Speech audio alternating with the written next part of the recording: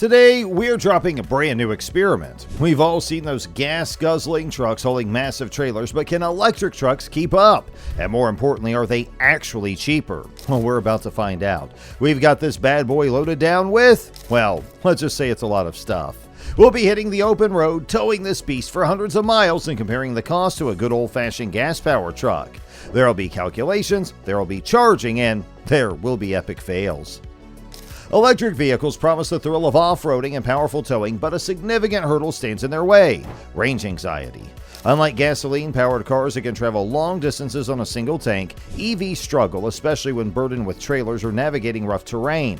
This limitation boils down to two key factors: energy density and aerodynamics. But the electric Kona, despite its promising 484-kilometer range with a 64-kilowatt-hour battery, suffers. The hefty weight of the battery pack. 1 kilowatt-hour translates to 5.5 kilograms, meaning the electric Kona achieves a meager 1.4 kilometers per kilogram, a stark contrast to the gasoline counterpart. While this disparity might seem manageable for smaller vehicles like the Kona, it becomes a major issue for heavier-duty tasks like towing. Imagine using 400 kilograms for payload in the electric car. This weight, ideal for towing, is instead consumed by the bulky battery pack, severely limiting the range. This problem becomes even more pronounced in larger EVs. The electric Ford F-150, despite its impressive 483-kilometer range, suffers due to its weight. It achieves a meager 0.7 kilometers per kilogram compared to the diesel counterpart's impressive 12 kilometers per kilogram. Not only does the diesel F-150 offer double the range, but its lighter weight frees up significant payload and towing capacity. And this weight reduction is crucial, as a heavier vehicle necessitates a sturdier chassis, stiffer suspension, and additional components, creating a vicious cycle of inefficiency. The seemingly small difference translates to a significant increase in energy consumption for the EV, especially at highway speeds. The diesel F-150 has a traditional grille, which creates drag as air flows through it. Even the wheels are designed differently, with the electric F-150's wheels optimized for lower drag. Let's revisit our two example EVs. When towing a trailer or navigating off-road terrain, both factors, energy density and aerodynamics, work against them. Towing adds significant weight, further reducing the range. Off-road driving often involves lower speeds, but the uneven terrain can also increase drag due to increased suspension travel and potential for underbody scraping. While EVs offer exciting possibilities for towing and off-roading, their range limitations remain a significant hurdle.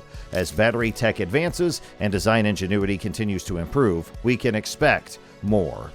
While we previously established the EVs have a lower drag coefficient than traditional gasoline or diesel vehicles, let's delve deeper into how this impacts towing. Imagine assigning a unit to represent drag. The EV, being more aerodynamic, gets a value of 0.5. We then add a trailer with a drag unit of 1 to both the EV and the diesel car. Intuitively, you might think the trailer would reduce the drag of both vehicles equally. However, it's not quite true. For the diesel car, adding the trailer, 1 unit, to its base drag, let's say 1 unit, simply doubles the drag to 2 units. But for the EV, the equation changes. Adding the trailer's drag of 1 unit to the EV's base drag of 0.5 units results in 1.5 units of drag, a seemingly smaller increase. However, here's the kicker. Compared to the EV without the trailer, the drag is still tripled, 1.5 units versus 0.5. This disproportionate impact highlights the vulnerability of aerodynamically optimized EVs when faced with additional drag. Extensive testing confirms this phenomenon. Towing a car trailer with a diesel car resulted in a 27% increase in fuel consumption. For the EV, a heavier Caravan caused a 31% consumption increase, while a car trailer resulted in a 27% increase. While both percentages are significant, the EV's increase is proportionally larger due to its lower baseline drag. This translates to a much more dramatic loss of range for EVs compared to gasoline or diesel vehicles when towing. And it's not just trailers that create drag. Off-road tires, roof racks, and any additional equipment can disproportionately affect an EV's range compared to the traditional vehicle. This is because EVs rely heavily on their aerodynamic design for efficiency. Now, using an electric vehicle for the same trip, we know the energy used was 638 megajoules. Converting that to usable EV battery terms, we find we'd need 177 kilowatt hours roughly. But wait, here's a catch. EVs aren't perfectly efficient either. To account for this, we need to factor in a buffer zone, bringing our total battery requirement to 204 kilowatt hours. Translating kilowatt hours to weight, with a battery density of 5.5 kilograms per kilowatt hour, a 204 kilowatt hour battery would weigh a staggering 1.1 tons. To achieve the same 60% reserve fuel range I had with the diesel, we need a colossal 326 kilowatt hour battery, a behemoth weighing 1.8 tons. And here's the kicker. There isn't a single EV on the market that even comes close to this battery capacity. This short trip, perfectly doable with my diesel car, becomes an impossible feat for any current EV, especially when towing off-road. While long-distance towing with EVs remains a challenge, they can be viable for shorter trips with strategic charging. Here's another example. Towing a car to a racetrack, a 360-kilometer journey. The diesel car used 52 liters of fuel, with only 15.6 liters actually propelling the vehicle. Following the same logic as before, we find the energy used translates to a need for a hefty 246 kilowatt-hour battery weighing 1.3 tons, again exceeding current EV capabilities. However, there is a potential silver lining: overnight charging. Since the car sat at the racetrack all day, it could have been plugged in. Dividing the original battery needs by 2, assuming a recharge halfway through, we end up with a more manageable 123 kilowatt-hour battery weighing at a more practical 676 kilograms. Here's the key point. The weight saved by removing the gasoline engine and transmission to an EV can partially offset the weight of a larger battery needed for towing. Additionally, strategic charging during breaks or shorter trips can significantly improve the viability of EVs for towing. So while a large battery might seem cumbersome, remember, it's replacing the bulky gasoline engine and transmission in an EV. This weight saving can make a bigger battery for towing more manageable. Some EVs, like utility vehicles, are already offering 130 kilowatt-hour batteries, with bigger options like the 180 kilowatt-hour battery from Vivin emerging.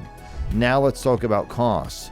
Towing with a diesel car would have cost about $151. For the EV, the larger 189 kilowatt-hour battery usage translates to $66.